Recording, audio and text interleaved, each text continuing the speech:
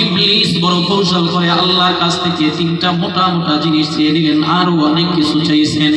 উল্লেখযোগ্য তিনটা জিনিসের মধ্যে এক নম্বর চাওয়া ছিল, আয় আল্লাহ রব্বি আনজিলনি ইলা ইয়াউমি ইবআসুন, আল্লাহ তুমি আমারে অনির্দিষ্ট কালের জন্য একটা হায়াত দিয়া দাও।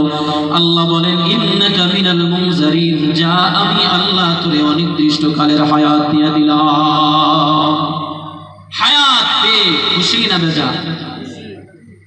আপনাদের হয়তোবা ঘুমে ধরছে, নয়তোবা পেটে ক্ষুধা লাগছে, দুইটার যে কোনো একটা সমস্যা আছে না? কথা না বললে তো হয় না, বলেন। শয়তান হায়াত পাওয়ার পরে খুশি না বেজার? খুশি হয় না এমন কোনো মানুষ নেই। মনে করেন আমার হায়াত যদি 100 বছর হয়, আমি বেজার হব?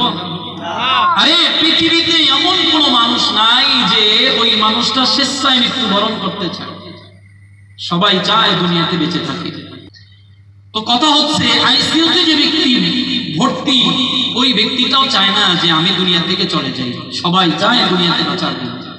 ইবলিস হায়াত পাওয়ার পরে মহা খুশি হয়ে গেছে, আমি 1 বছর আর 2 বছর না, আমি তো অনির্দিষ্ট কালের জন্য বেঁচবো, হায়াত অনেক লম্বা।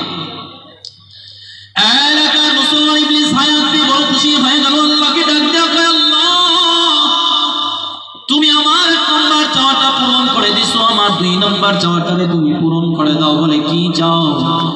ইবলিস এবার বলতেছে, আল্লাহ তুমি আমাকে এমন একটা শক্তি দিবা, এমন একটা পাওয়ার দিবা, যেখানে বান্দার ব্লাড সার্কুলেশন হয়, রক্ত সঞ্চালন হয়।